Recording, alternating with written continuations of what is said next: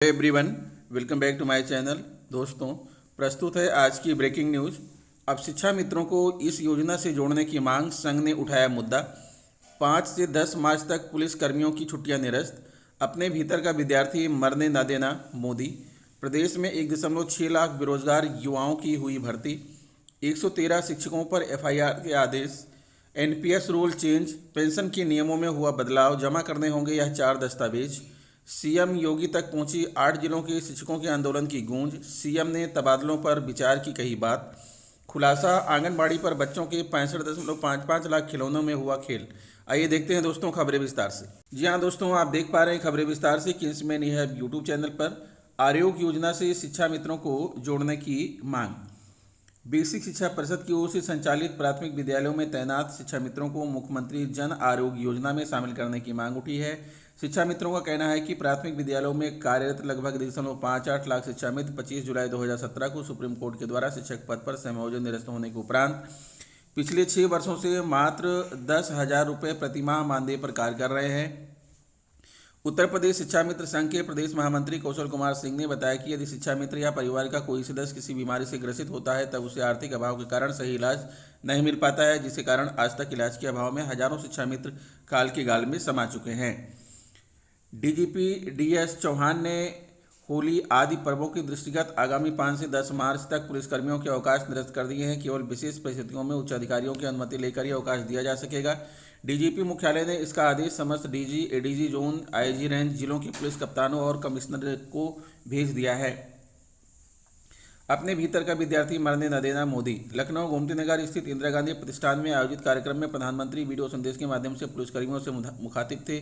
Sub inspector, platoon commander, PAC और अग्निशमन अधिकारी द्वितीय के पदों पर सभी नवचयनित अभ्यर्थियों को शुभकामनाएं देते हुए प्रधानमंत्री ने कहा कि यह अवसर प्रदेश के 9,000 परिवारों में खुशियों को सौगात लेकर आया है। नई भर्ती में आने वाले नए विचार लेकर आ रहे हैं और सरकारी तंत्र की दक्षता बढ़ाने में मदद कर रहे हैं। उन्होंने सलाह दी कि कभी भी अपने भीतर के विद्यार्थी को मरने मत देना, हमेशा नया सीखना और जीवन को गतिशील बनाए रखना, योग्यता को बढ़ाते रहना जरूरी है। प्रधानमंत्री ने कहा कि ट्रेनिंग में भी बदलाव किया गया है। यूपी में स्मार्ट पुलिसिंग पर अच्छा काम कर रहा है। उन्होंने चयनित पुलिसकर्मियों से कहा कि उन पर समाज को सही दिशा देने की जिम्मेदारी भी है। वह अपने मजबूत संकल्प से ऐसा वातावरण बनाए कि अपराधी डरें और कानून का पालन करने वाला आदमी निडर होकर रहे। प्रधानमंत्री मोदी ने कहा कि 2017 के बाद से यूपी पुलिस में 1.5 लाख से ज़्यादा भर्तियां हुई हैं, यानी भाजपा के शासन में रोजगार और सुरक्षा में बढ़ोतरी हुई है। एक समय था जब यूपी की पहचान माफिया और ध्वस्त कानून व्यवस्था की वजह से होती थी। आज यूपी की पहचान बेहतर कानून व्यवस्था और तेज गति से हो रहे विकास के लिए हो रही है। भाजपा सरकार ने लोगों में सुरक्षा की भावना को मजबूत किया है।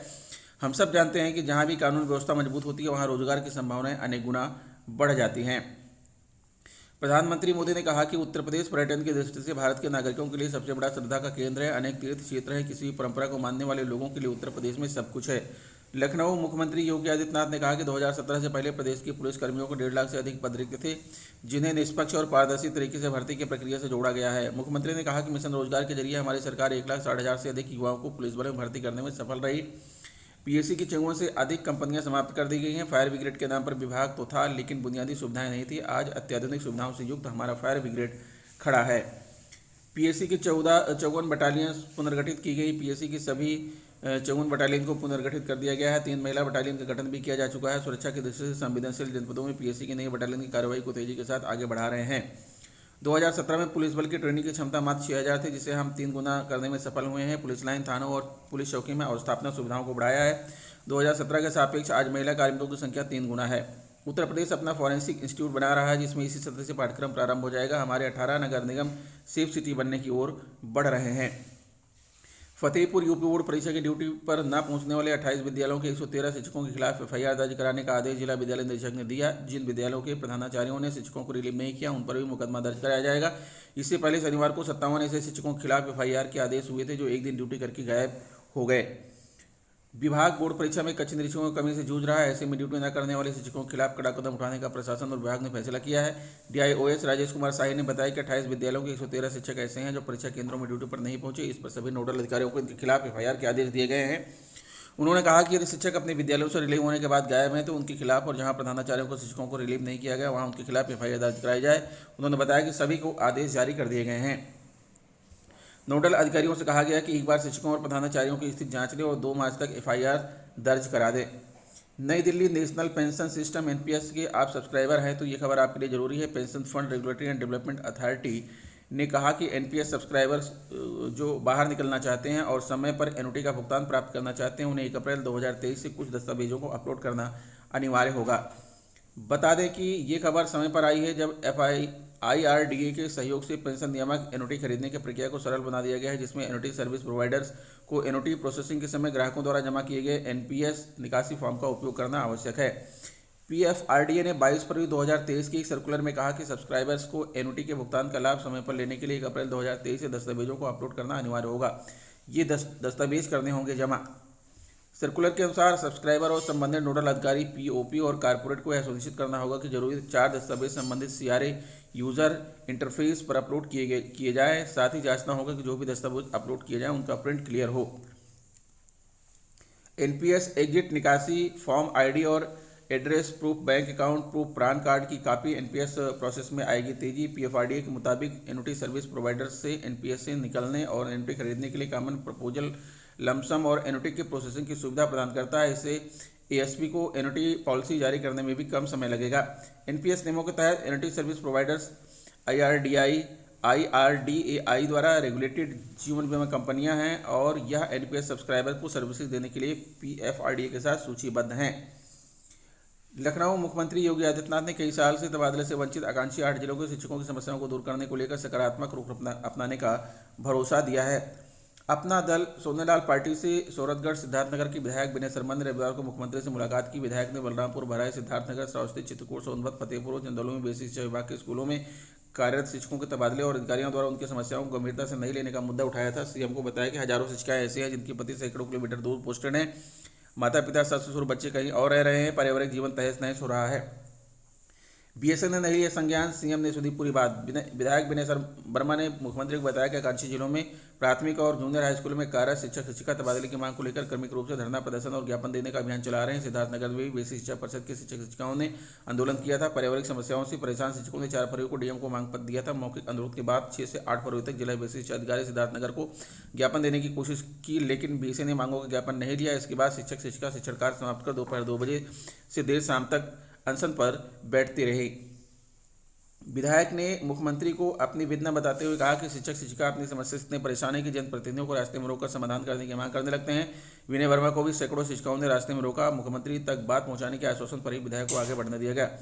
विधायक विनय वर्मा ने कहा, सोरठगढ़ विधानसभा क्षेत्र के विधायक विनय वर्मा ने प्रभात खबर से बातचीत के दौरान बताया कि शिक्षकों के कई बार तबादले हुए हैं, लेकिन केवल 8 आकांक्षी जिलों से तबादले नहीं होने से हजारों टीचर के परिवार बिखर रहे हैं। इस समस्या को लेकर आज मुख्यमंत्री से मुलाकात की। उन्होंने आश्वासन दिया कि किसी की भी साथ अन्याय नहीं होने दिया जाएगा। बहराइच घटिया खिलौनों की जांच करने वाले अधिकारी को अब रिपोर्ट में बदलाव करने का भी दबाव बनाया जा रहा है। हालांकि जांच अधिकारी ने अपनी रिपोर्ट में किसी भी तरह के बदलाव से इनकार कर दिया है। निदेशक को भेजी रिपोर्ट, कंपनी पर कार्रवाई संभव। बहराइच जांच रिपोर्ट में बदलाव और भुगतान में रकम कटौती के बीच DPO ने रिपोर्ट निदेशक बाल विकास को भेज दिया है। करार के हिसाब से सामग्री आपूर्ति न करने पर कंपनी पर भी कार्रवाई हो सकती है। घटिया खेल सामग्री की पुष्टि होने पर वितरण रोक दिया गया है। CDPO कार्यालय पर सामग्री डंप है। रिपोर्ट निदेशक को भेजी गई है। शासन के आदेश का इंतजार हो रहा है। राज कपूर, DPO बहराइच, प्रदीप तिवारी। बहराइच आंगनबाड़ी केंद्रों पर बच्चों के लिए खरीदे गए खेल के सामान में नामित संस्था ने लाखों का खेल कर दिया है। घटिया खेल सामग्री ही नहीं आपूर्ति की गई है, बल्कि निर्धारित के खेल के सामान भी नहीं है। जिला स्तरीय टीम के सत्यापन में सामने आए घपले का वितरण रोक दिया गया है। ब्लॉकों पर CDPO कार्यालयों में खिलौने डंप हैं। कंपनी के भुगतान को लेकर रोककर शासन को रिपोर्ट भेजी गई है।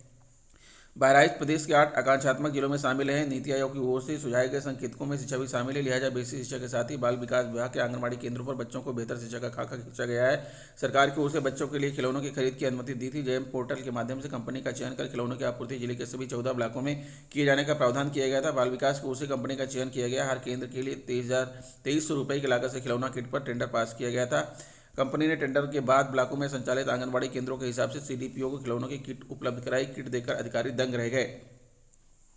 DPO ने टीम गठित कर निर्धारित मानक और संख्या के हिसाब से खिलौनों की जांच को टीम गठित हुई। जांच में खिलौने ही घटिया नहीं मिले, बल्कि पूरी संख्या भी नहीं रही। टीम की रिपोर्ट पर खिलौनों का वितरण रोक दिया गया है। कंपनी की ओर से 65.55 लाख रुपए से अधिक का बिल DPO कार्यालय को उपलब्ध कराया गया है। सत्यापन रिपोर्ट के आधार पर DPO ने भुगतान रोक दिया है। निदेशक बाल विकास को रिपोर्ट भेजी गई है। फाइल ब्लॉकों पर पहुंची खेल सामग्री। 14 ब्लॉकों पर पहुंची खेल सामग्री। 2850 आंगनबाड़ी केंद्रों के लिए हुई खरीद। 23 रुपये की दर से हुई खेल सामग्री खरीद। 65.55 लाख रुपए कंपनी ने बिल भेजा। उहिदेदार की कंपनी पर भुगतान का दबाव। बहराइच बाल विकास विभाग के अधिकारी की माने तो कंपनी का चयन जेम पोर्टल से किया गया है। घटिया खेल सामग्री आपूर्ति के खुलासे और भुगतान रोका गया है, लेकिन कुछ बड़े लोग भुगतान का दबाव बना रहे हैं। मामले को दबे पांव सुलझाने की कोशिशें हो रही हैं। स्टोर में डंप है खिलौनों की खेप। बहराइच जिले के 14 ब्लॉकों में पहुंचे खिलौनों के खेप का सीडीओ कार्यालय के स्टोर में डंप कर दिया गया है। अधिकारी के माने तो 13 प्रकार के खिलौने किट में होने चाहिए। हर किट में अलग अलग संख्या के खिलौने हैं। हर केंद्र के लिए 23 रुपये का बजट खिलौने खरीद पर खर्चा किया गया है। तो दोस्तों ये रहा आज का ब्रेकिंग न्यूज़। आशा करता हूँ वीडियो आपको अच्छी लगी होगी। अगर वीडियो अच्छी लगी तो प्लीज़ हमारे चैनल को सब्सक्राइब करते हुए बेल आइकन को प्रेस कर दीजिएगा। मिलेंगे आपसे नेक्स्ट वीडियो में कुछ नई जानकारी लेकर। तब तक के लिए नमस्कार।